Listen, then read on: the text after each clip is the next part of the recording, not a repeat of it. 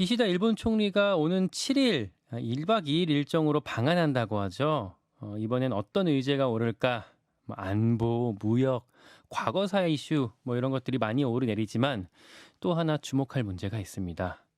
후쿠시마 원전 오염수 방류. 방류를 예정대로 봄부터 여름 무렵에 진행하겠다라고 최근 일본 경제산업상이 이렇게 예고한 상황인데요. 일본 정부가 최근에는 또 홍보 영상까지 만들어서 오염수 방류가 문제없다 이렇게 주장하고 있습니다. 정말 그럴까요? 수년 전부터 일본 현지에서 이 문제를 쭉 지적해 오신 전문가 마스야마대 경제학부 장정욱 교수 모시고 들어보겠습니다. 장정욱 교수님 나와 계십니까? 네, 안녕하십니까. 네, 안녕하세요.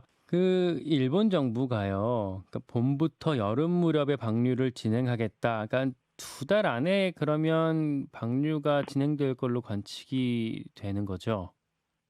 네, 그런데 지난 4월 말에 조금 변화가 생겼습니다. 변화가요.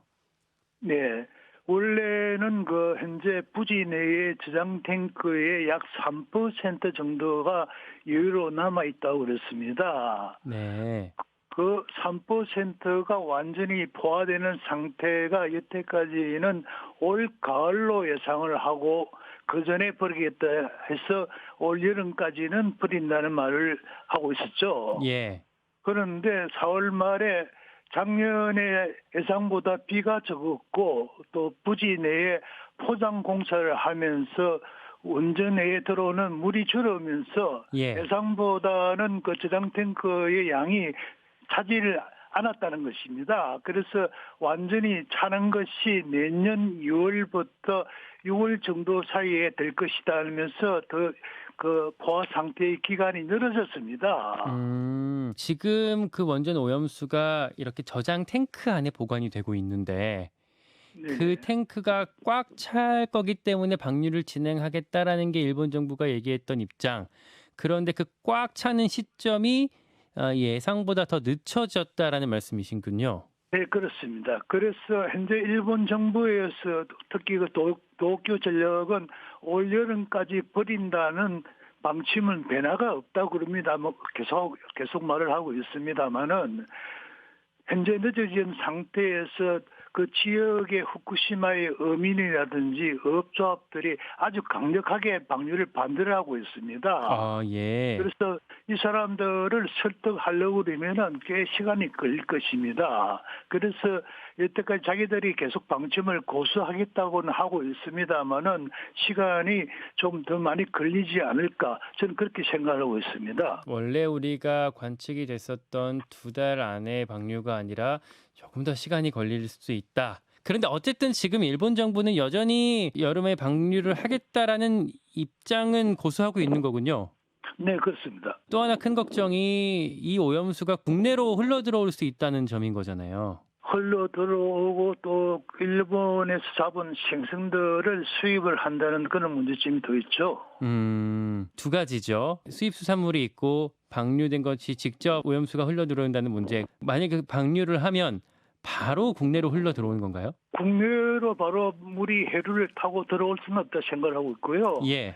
과거에 후쿠시마 사고가 난 당시에 태평양에 떨어졌던 그 방사성 물질이 동진을 통해서 그리고 우리 동해로 들어와서 다시 일본으로 흘러가는 시기가 약 4년 정도 걸렸다는 연구 결과가 있습니다. 한 바퀴 쭉 돌고 오려면 4, 5년 정도 걸린다는 말씀. 네, 그 정도의 결과는 있습니다만은 이번에는 대기에서 떨어진 그 방사성 물질이 아니고 바다로 물로 흘려보내지 않습니까? 예. 그렇기 때문에 좀 더 빠르지 않을까. 근데 저는 대충 전문 외의 내용입니다만은 조금 저는 전에는 대기에서 떨어져서 물에 흡수가 되어서 흘러 들어왔지만은 예. 이번에는 바로 물로서 흘러 보내기 때문에 들어오는 시기가 좀 더 빨라지지 않을까 저는 그렇게 생각을 하고 있습니다. 그러니까 일본 정부가 하는 말이요. 이 오염수 우리가 충분히 깨끗하게 다 정화했기 때문에 뭐 흘러가도 문제가 없다 이런 식으로 얘기를 하고 있는데 정말로 방사성 물질이 다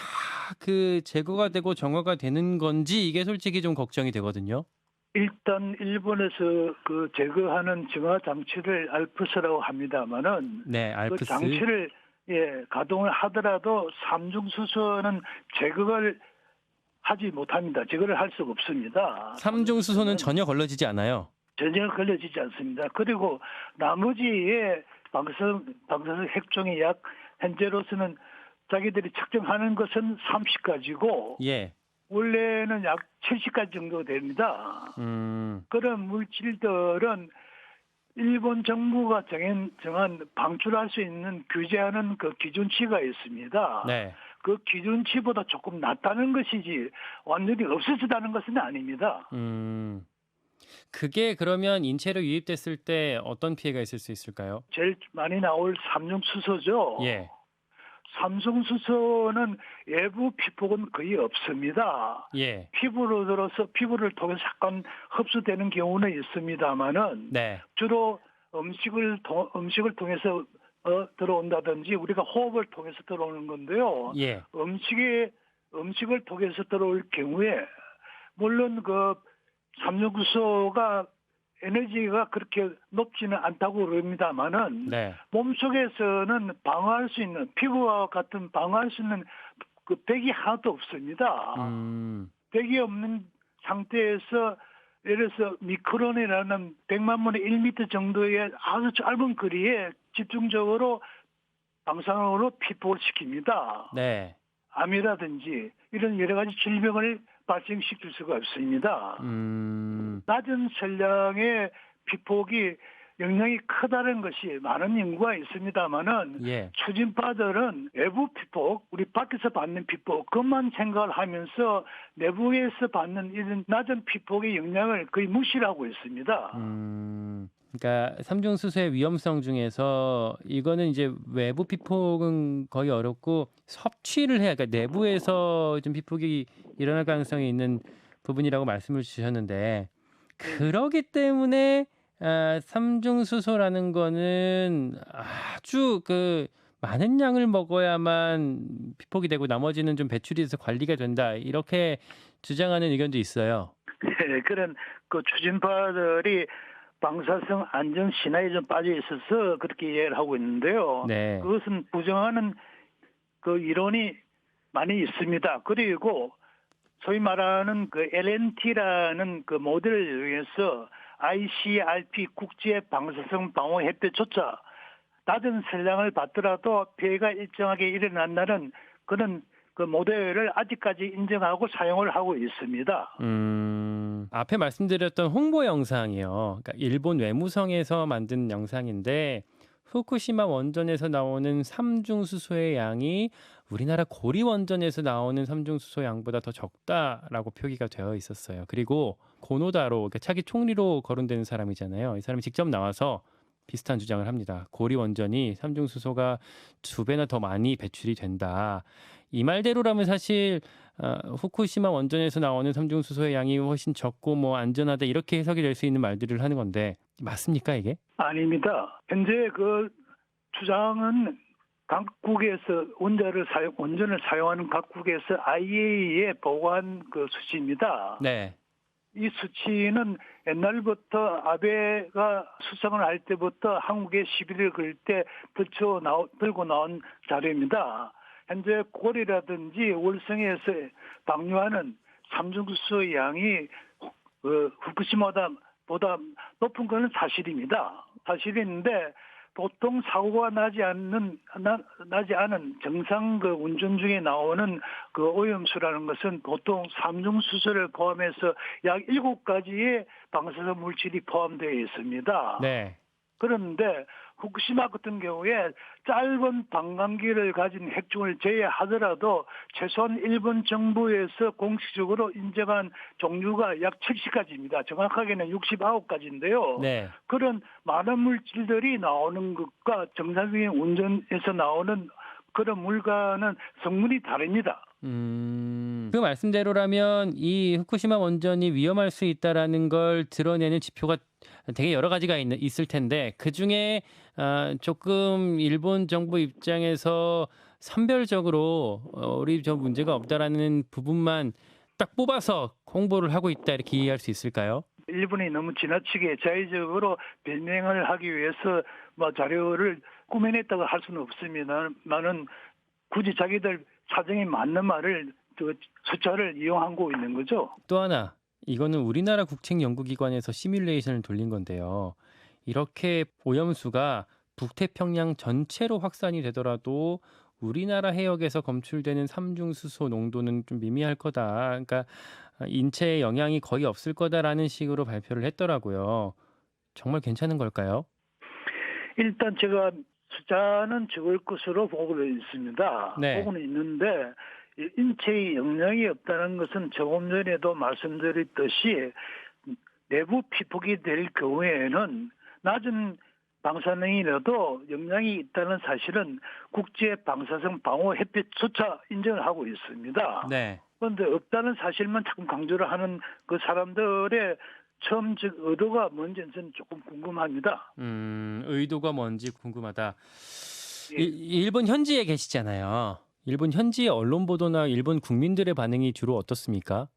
네, 일본이 현재 그 작년에 우크라이나 사고가 나면서 일본의 에너지 가격이 상당히 높아졌습니다. 네. 그래서 이 기시다 씨가 이 원전을 재가동하는 방침을 발표를 하고 나서는 이 문제가 조금 알려지게 되었습니다. 네. 그래서 여태까지 일부 사람들은 아주 반대가 심했는데요. 네. 올 2월 초에 저희 그 지역 신문에서 일본 전국을 상대로 약 한 2천 군데를 그 앙케이트 조사를 해보니까 예. 방류에 대해서 찬성하는 사람이 약 45.2%, 반대가 48.4%로서 예. 약간 그 반대하는 사람보다는 방류를 찬성하는 쪽의 사람들이 조금 높아져서 좀 비슷하게 되어 왔다는 그 점이 밝혀졌습니다. 아, 원래는 이게 반대하는 사람이 훨씬 많았었는데 지금은 찬성이 꽤 예. 높아졌나 보군요. 네, 그렇습니다. 그래서 이제는 거의 그러니까 물론 반대가 조금 더 많습니다만 거의 비등비등해진 상황. 배경이 어디 있다고 보실까요? 일단 국민들은 정부에서 전기세가 높으니까 그걸 막기 위해서는 원전을 가동하지 않을 수 없다. 그리고 현재 상태에서면은 물을 더 이상 저장할 수가 없기 때문에 시간적으로 다른 방안이 없다. 이런 식으로 일본 정부가 여태까지 자기들이 실수를 했다든지 가오를 저지른 사실을 그냥 무시하고 다음 미래에 대한 대안이 있기 때문에 묵인을 한다는 거죠. 교수님 보시기에 다른 대안이 정말 없습니까? 현재는 시기적으로 없습니다. 그래서 일본 정부가 가오라든지 자기 잘못을 인정 안 하고 있는 겁니다. 시기적으로 현재 대안이 없습니다. 대안이 없어요. 예. 예전에는 뭐 이를테면 인공 호수를 만들자든지 뭐 이런 얘기들이 좀 나왔었던 것 같은데 이제는 그런 것들은 늦은 상황일까요? 지금 약 한 6개월 정도인데요. 예. 8개월 남아 있는데 뭐 최대한의 돈을 투입을 할 경우에는 땅을 파서 그게 콘크리트를 섞어서 몰타르하고 섞어서 콘크리트처럼 저장은 할 수는 있겠죠. 예. 과연 일본 정부가 그 정도의 막대한 돈을 시기적으로 조급하게 투입을 하겠냐는 겁니다. 그리고 그거를 하려면 지금까지 진행되어 온 상황에 대해서 일본 정부가 뭐 사과를 하든 번복을 해야 되는 건데 그런 정치적 부담을 갖지려 하지 않을 가능성이 크겠군요. 네, 그렇습니다. 원래 일본 정부가 약 5가지의 선택안이 있었습니다만은 예. 그중에서 해양 방출을 택한 이유도 가장 비용이 싸게 들기 때문에 그것을 선택했던 겁니다. 알겠습니다. 수산물 수입하는 문제를 잠깐 언급해 주셨었는데 최근에 일본 정부가 프랑스랑 독일, 뭐 EU 대사들까지 잇따라 만나서 그쪽에서 수입을 철폐해달라라는 요구를 하기도 했잖아요. 그것도 지금 오염수 방류 앞두고 이렇게 좀 분위기를 만들려는 움직임이라고 볼 수 있을까요? 네, 그렇게 볼 수가 있습니다. 왜냐하면은 이 프랑스라든지 EU 쪽에서는 한국처럼 8개 지역을 완전히 수입 금지를 한다든지 그런 것이 아니고 몇몇 지역만 한해서 그 검사인 증명서를 첨부시키는 정도의 규제를 하고 있습니다. 그래서 그런 쪽에서 조금 일본의 요구에 뭐 대응을 하기 쉽게 되어 있는 지역인데 여하튼 간에 이런 움직임을 이용해서 일본이 가장 노리고 있는 목표는 한국의 수입 금지를 완화시키는 겁니다. 네. 알겠습니다. 마지막으로 좀 이것만큼은 좀 당부하고픈 말씀이 있으실까요? 일단 국민들에게 말씀드린다면은 좀 정확한 사실을 알고 나서 좀 대응을 해줬으면 좋겠다는 점인데요. 예. 그 점에 대해서는 국민들보다는 매스컴이라든지 한국 정부가 정확한 사실을 좀 홍보를 한다든지 알리는 그런 자세를 좀 더 밝혀줬으면 좋겠다는 것이 제 하나의 희망의 사항입니다. 알겠습니다. 네, 오늘 여기까지 듣겠습니다. 일본 현지에서 마스야마대 장정욱 교수였습니다. 교수님 고맙습니다. 김현정의 뉴스쇼는 시청자 여러분의 참여를 기다립니다. 구독과 좋아요, 댓글 잊지 않으셨죠? 알림 설정을 해두시면 평일 아침 7시 20분 실시간 라이브도 참여하실 수 있습니다.